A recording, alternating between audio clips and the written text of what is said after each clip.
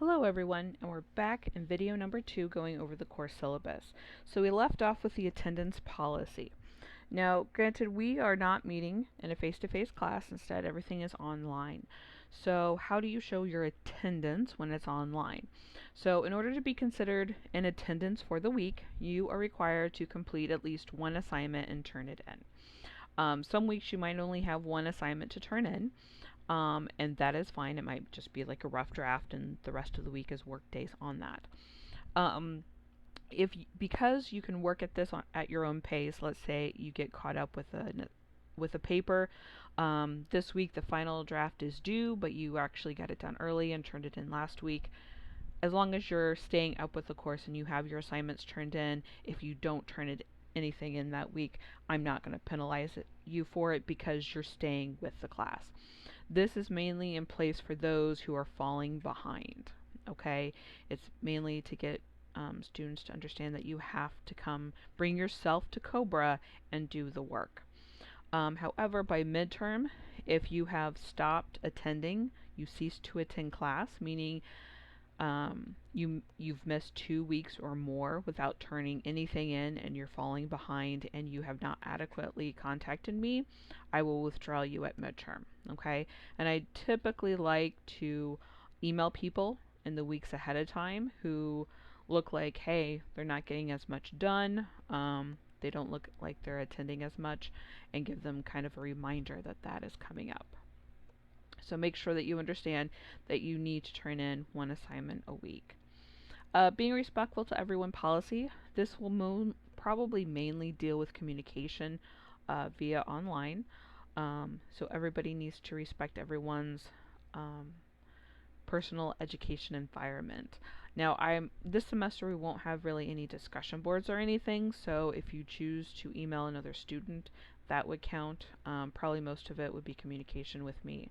So if you behave inappropriately with someone's learning environment, you will not be allowed to continue to turn in the assignments. Instead, you will have to talk with me, and there's a number of ways we can do that to discuss your behavior and how that you can respect other people better.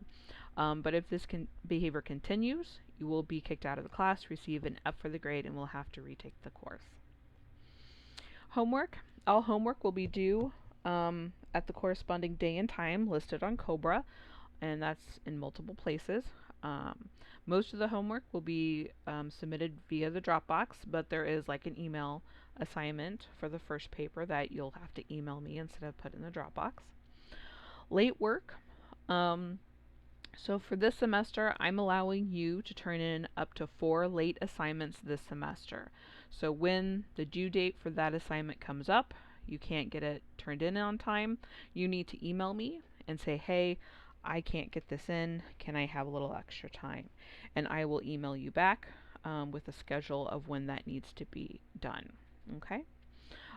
If circumstances happen in your life that are really preventing you from getting any kind of work done, it's getting really, really hard, contact me. We can talk about what's going on. But if something should happen, especially with COVID-19 or anything like that, also please make sure that you contact Dean Marietta Turner's office as well. She will contact your instructors.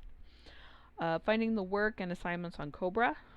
You'll be able to find all of that under the Content tab on Cobra, and then there's the drop boxes for submitting your work.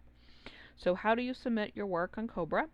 So remember, it has to be typed up in Microsoft Word, submitted as Microsoft Word, or a PDF file. Okay? Again, Google Docs is not going to work because it will not connect to our Cobra Dropbox. And again, remember, you have free access to Word. Now, when you go into your Parkland account, you have these options where you can use Word Online. But please remember, Word Online does not have a save feature. It's supposed to save automatically via the internet connection. And I know other students have lost work using the online Word. Okay? So if you're relying on that, please understand that. You could possibly end up losing work because of that. So if you have a laptop, I would highly suggest you install that Office and get your Microsoft Word on your desktop, and then that way you don't need the internet connection. Um, Also, when you submit an assignment to the Dropbox, um, sometimes there's been times in the past where students have submitted their assignment and it's been the same way as before, but for whatever reason that assignment didn't go through and I could not open it. Okay, so if I find an assignment like that, I will immediately email you and say, hey, um, this isn't working, can you resend it to me?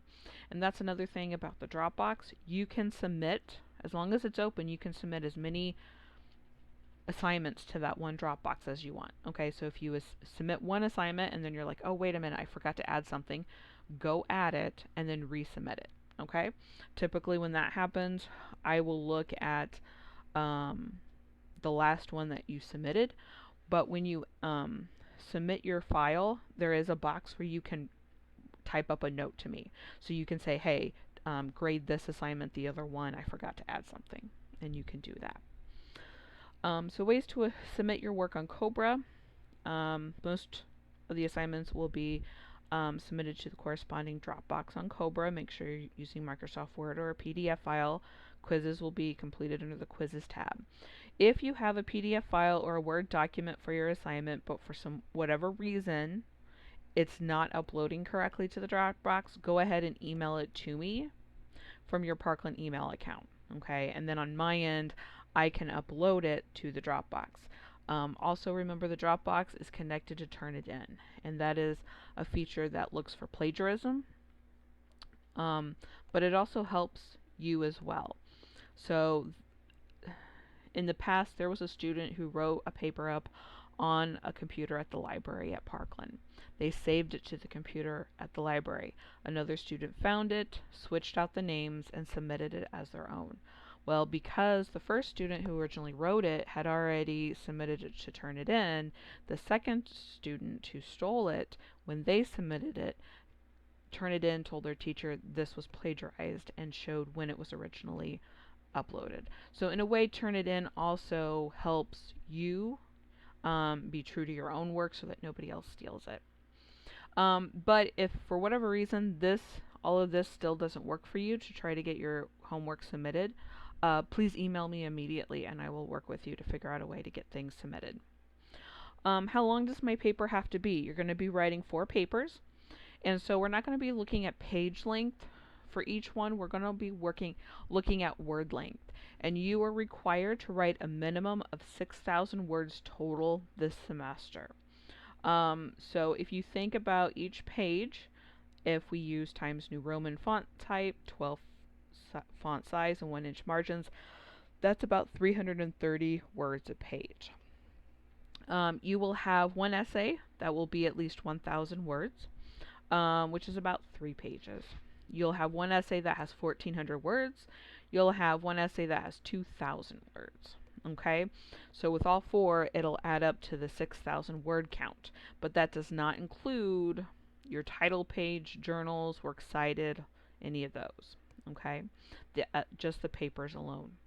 And then these essays, these papers, will account for 60% of your final grade, so they're important. If your essay does not follow the correct word count assigned and or does not use the correct formatting, you will receive a 0 for the paper, even if it's a rough draft or a final draft. Okay? So word count matters as well as formatting. What if I don't understand a homework assignment? You've got plenty of time that you need to come and talk to me about it, okay? And I will help you as much as possible with getting caught up on what you don't understand. Like I said, if you want to talk over the phone, we can do that. We can do a Zoom video chat, a Teams video chat. I'm up for anything to help you. How much time should you expect to spend on this course? Each person is different. They want us to include this on the syllabus just to give you an idea. But here's the thing. We are meeting online, so we're not meeting in class. So think of what you normally would do in class, you're going to have to do at home. And that's why I'm doing all of these videos. Think of those as the time that you would have been in class. So you have to read assignments, you've got homework activities, the whole writing of the papers. It's on average, and everybody works at a different speed. Okay, so none of this is going to be as correct as it should, but it gives you an idea that it's not just spending a little time during the week to work on your class. You're going to have to really work on it. Again, if your computer crashes or your paper's not on your flash drive, I'm not giving an extension for that. Okay, so that's why I went over earlier. Make sure you save your work in multiple places.